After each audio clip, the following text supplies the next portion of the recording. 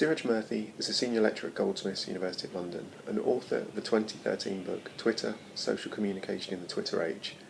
Dheeraj is an active author on the subjects of social media and virtual communities with a focus on quantitative, big data analysis. It is his focus on some of the numbers that underpin claims on the importance of, or otherwise, of Twitter in relation to events like disasters and activism that I feel really set him apart from some of his contemporaries, and give the book a place in the academic study of Twitter as a social media platform.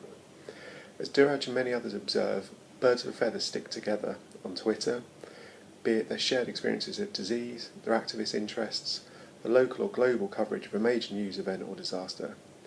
To treat Twitter as any one of a news source, a celebrity vehicle, or a means of communication with personal friends, family or colleagues doesn't really frame it correctly. Instead, through ideas like telepresence, event society, democracy and presentation of self, Murthy paints a rounded theoretical framework for Twitter. He provides a number of strong examples that give a well-articulated reflection of the involvement of Twitter in a number of real-life events, from the most profound political movement that topples a government to the banality of what a former colleague had for breakfast. I recently met Dheeraj in his Goldsmiths lab and was able to ask him a few questions about the book. As a relatively new student to the academic study of social media, there were questions I wanted to ask about the nature of Twitter itself. It is of course a public network, but does it bring previously unconnected people together? And does it create a global village? In the book, Dheeraj frames discourse on Twitter with terms like banal and profound, with the two often intertwined, and he makes some interesting observations about this as performance and how it forms identity. The bulk of the book, however, and the chapters in which he calls on the use of his underpinning data, can largely be considered to discuss issues surrounding democracy. Journalism, disasters, activism and health each receive their own chapter, and each poses questions about Twitter's effect, or otherwise, on the established systems, be it media, government or major corporations.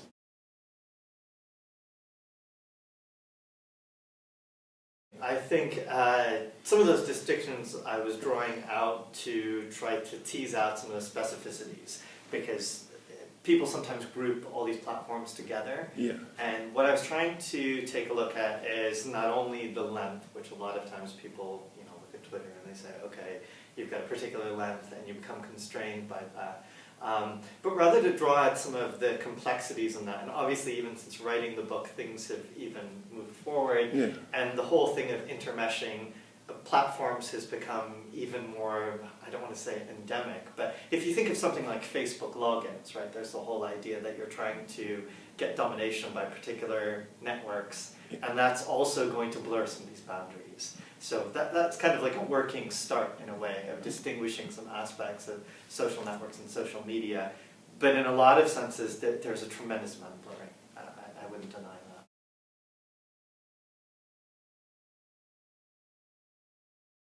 Geographic collocation matters. So you get a lot of interesting work that's been done that's shown that if you have people geographically close, that are in close proximity, a lot of times their social media interactions can be more intense than if you're geographically separate. At the same time, and this is sort of what I draw in the book in terms of events, when you have particular events that spark interest on social media, that's when you get more of the aspect of a global village, sometimes emerging. And as I highlight in the book, there are particular hubs and authorities of that.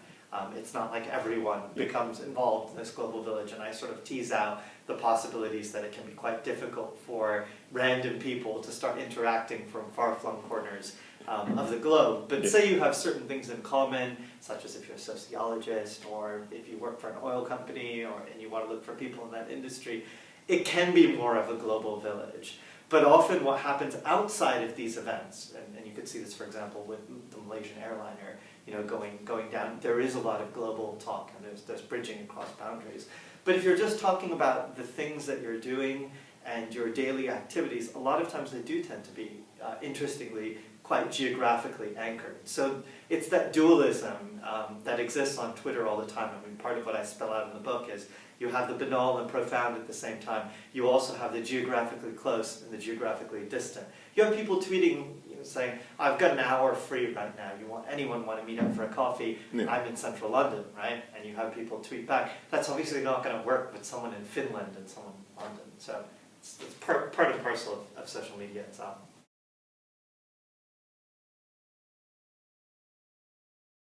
I think the things that we do online are very much a part of our identity. If you think back to early scholarship in internet studies, it was all about understanding the binaries between offline and online. And a lot of that literature has really moved to the point now, my book is well within this camp, that we can't look at the two as separate, right? We always have the blurring between both, and it's actually impossible from my point of view to separate those in most cultures. And I think the same is true with Twitter. If someone tweets something and it has legal implications, it has legal implications. If you're bullying someone on Twitter, you're still bullying someone. It doesn't mean that you're not bullying them because you're tweeting about it. So I think it's very much part of your identity. If you're bullying someone online, well, that's part of your identity. Yeah. If you're doing cyber activism, that's part of your identity as an activist. It's not just that you're a cyber activist and you don't do anything offline, but it's part of a political ideology, say, that you're building, within your own identity. Yeah. And it's also part of our performances. I mean, in the book I talk a lot about Erving Goffman and how we perform our identities. And I think we very much perform our identities on social media too. So what we do on Facebook and what we do on Twitter is very much part of who we are. Of course, there are different stages, right, from a Goffmanian point of view, than how we may interact face-to-face. But there's still a performativity in terms of identity that exists in those spaces. Absolutely. It just may be a different context, different audience, different ways that we construct ourselves.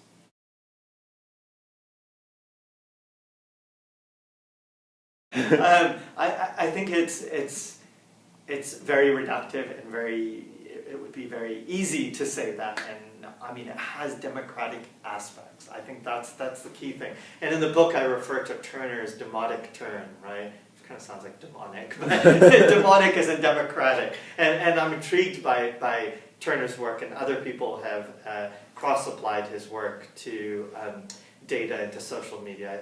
I think here of Roger Burroughs and David Beer, for example, who wrote in Theory, Culture, and Society about this. And one of the interesting aspects of the demotic turn is not that it's perfect or democratic, and there's a very specific choice of his language here, but that it shows signs towards the potential of more agency, right, in terms of consumption and production, the blurring between both, what George Ritzer calls prosumption, and Nathan Jurgensen.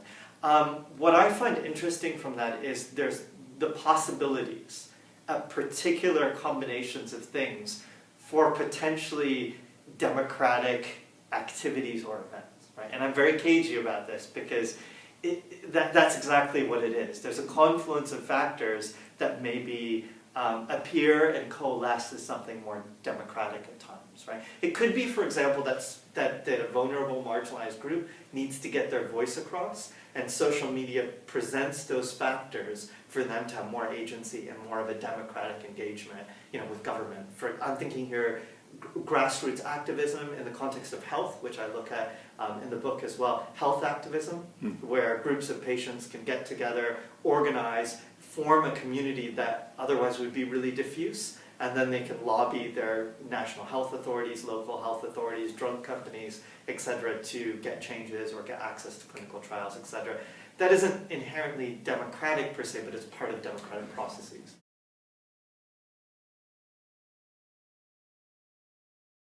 The same argument applies, I would say, in the sense that, again, there's potentially more agency in terms of news reporting with citizen journalists. And I think there's a major possibility here in terms of that people can get across information on Twitter and report on what's happening in their locale, what's important to them, or if something is a fast-moving story, and we can think here to the example again of Malaysian Airlines, if there's particular people within your vicinity that you want to get their news out, how they're feeling, and you feel like those voices are not getting out.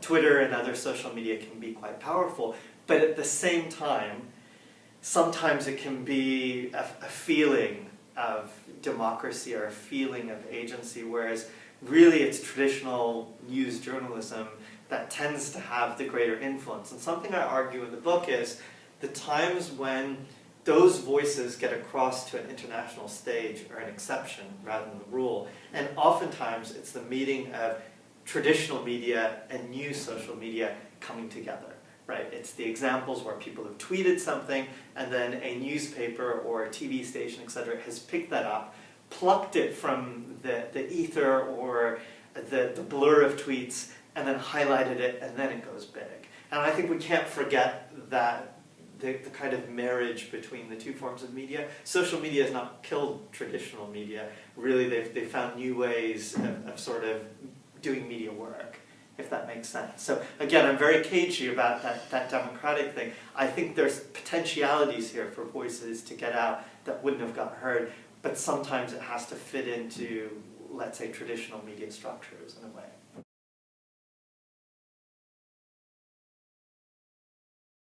Right, I think Twitter is part of this, the aspects of stratification that occur in normal everyday life, right? The media industries have hierarchies, media industries have social, political, and economic structures. As a sociologist, I'm absolutely going to stand by all of that. I'd love to say that social media has destroyed all these things. It really hasn't. What it does do, however, is offer interesting possibilities of organizational communication, right? Where you can bring people together, perhaps, that wouldn't have existed before. And even individuals can potentially have a voice. So there's a possibility. But I do want to stress that does very much tend to be the exception rather than the rule. And I'll put it in sharp focus in the sense of celebrities. And I talk about this in the book. If you get someone like Stephen Fry or Oprah or Ashton Kutcher tweeting about anything, and I use the example of disasters, they have far more credibility than someone who, for example, is risking their life within the eye of a storm or right in a dangerous aftermath situation in an earthquake and reporting really useful stuff. That voice is kind of hard to get across, again, unless traditional media picks it up. But if Ashton Kutcher tweets something, right, saying, I feel really bad for the people in Name Your Disaster, right, that's going to get retweeted lots of times, and I think we can't forget that.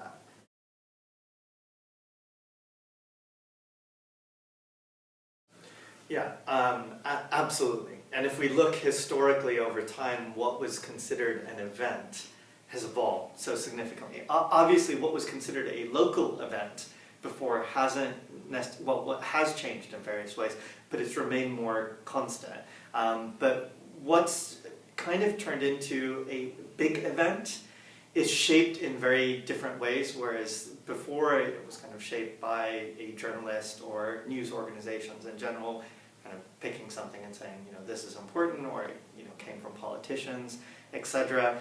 This is the part where I'm not going to say it's become more democratic, but social media has much more of an influence on event-based society. If things go viral on YouTube or viral on Twitter or or liked and shared a lot on Facebook, this can have an impact on what we consider an event. And I think that itself has reshaped the definition in a lot of ways of what we think are events. For example, a video being shared virally, I think most people would think, you know, at least in my field and in my way of thinking, as an event, right? If lots of people are looking at a video and talking about it, well, sociologically speaking, that becomes an event. It gives us a discursive foundation, it gives us cultural context. People would start talking about that.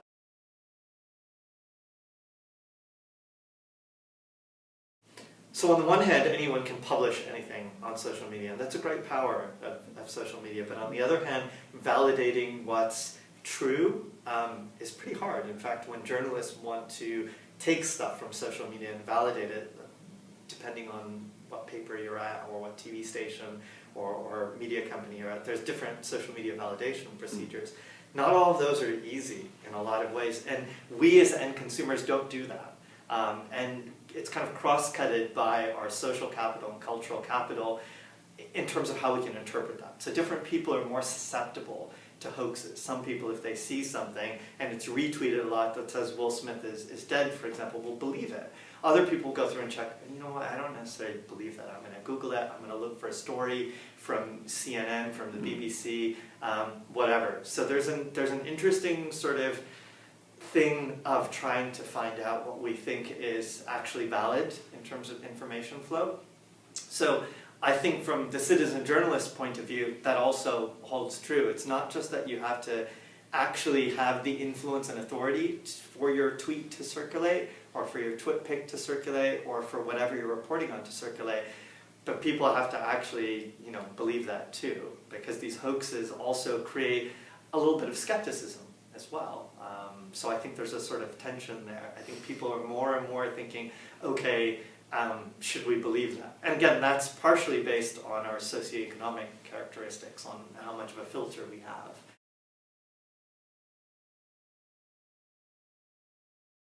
I think, as I talk about in the book, there's great potential here. I think in terms of disasters, Twitter or things like Twitter can be phenomenally useful. Now, part of this is also the marriage with, and I can use the case of disasters, but also the case of health, merging and marrying disaster services, kind of local, national, international. Same thing could be thought of in health with local, national, international health authorities, and trying to get messages across that are important to people, and then vice versa, to get that information from people to these institutions. Currently, it's really difficult. And I think Twitter has great promise, especially it's got GPS data, and I've worked on projects, for example, collecting the data from Hurricane Sandy, but largely looking at the aftermath of Hurricane Sandy and trying to work with disaster engineers in terms of how this information can be fed in for future emergency situations, right? So we can get data from people that can quickly go to these authorities and then go back, and we have more of engagement so that information can get through, and yes, potentially save lives, I think, in that way. If people are constantly on Twitter, right, saying, okay, I need help with this, I need help with that, it's far more efficient than people trying to listen to a radio broadcast, right? People could be answering those particular questions, crowdsourced information could be getting out, it could be validated, real time, people could be directed by hashtags, and every second is precious. During a disaster and the aftermath of a disaster. So I think there's great promise in terms of that, in terms of the medium being very efficient in delivering information.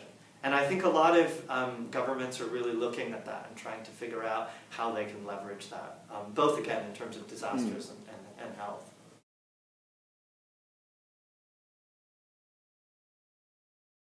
Absolutely, and I think this happens on many different fronts. And I talk about this in my book. On the one hand, you've got fundraising, which has always had remote aspects, because you wanted to get funding from all around the world, especially if you were a lesser developed country. That's always happened. But this is happening real time, right? So on the one hand, we've got crowdsourced funding, where you can kind of go out and say, hey, everyone pitch in.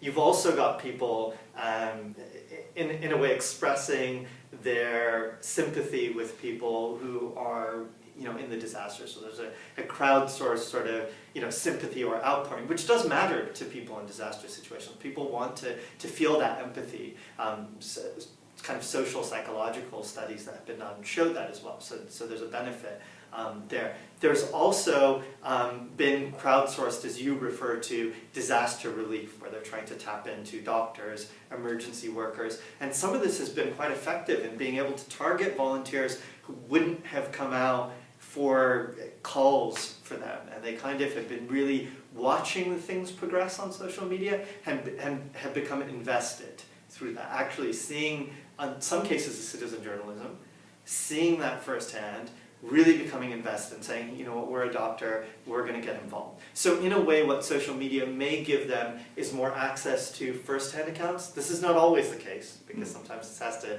as I mentioned, get picked up by traditional media. But sometimes, Twitter does facilitate the organic growth of some citizen journalist accounts. You do have evidence of this organically growing and that reaching people. Also, this information is sort of getting out. So from a crowdsourced perspective, all that data, all that information is sort of getting out there, and remotely people can see that, which also sort of highlights different patterns of news consumption. So it's not just, even though traditional media is the most sort of powerful on social media in a way, you see stories getting retweeted during disasters, and in the book I highlight it is stories from the BBC, The Guardian, CNN, etc. that tend to have the more influence. But there are other accounts as well, that sort of circulate, and it is people afar as well that can kind of negotiate that. So it's a kind of interesting confluence of near and far in that way in different forms of media.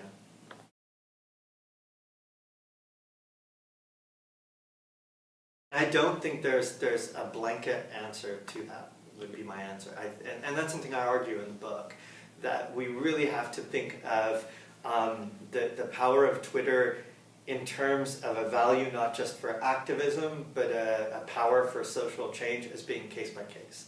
It really depends on what it is that Twitter or any social media has been involved in, and the way the ties actually build. So I talk about in the book the difference between strong ties and weak ties, and the interaction between the two. And in a lot of situations for Twitter to not just be symbolic, though symbolic is important too. We can't forget that, because it can raise the profile of various things. But in the book I make the argument, can tweets bring feet to the street? And oftentimes that needs a combination of weak and strong ties. So you need core bases of strong ties that can also elicit all sorts of other ties to come in. So I think in the case of Occupy Wall Street, for example, you did have some tight foundations that would kind of burst out in what are called in social network analysis of starbursts, so all these sort of connections going out, and then some of those people being roped in and brought in. So that's not just symbolic that you had Occupy Wall Street tweets being retweeted all the time, but actually some people were brought into the movement by that. So I think in a lot of ways it's kind of dependent on what it is that Twitter is that Twitter is carrying with in terms of a communications medium, and the place, the actors that are kind of central to whatever it is, and it's all those factors interacting in a very complex way.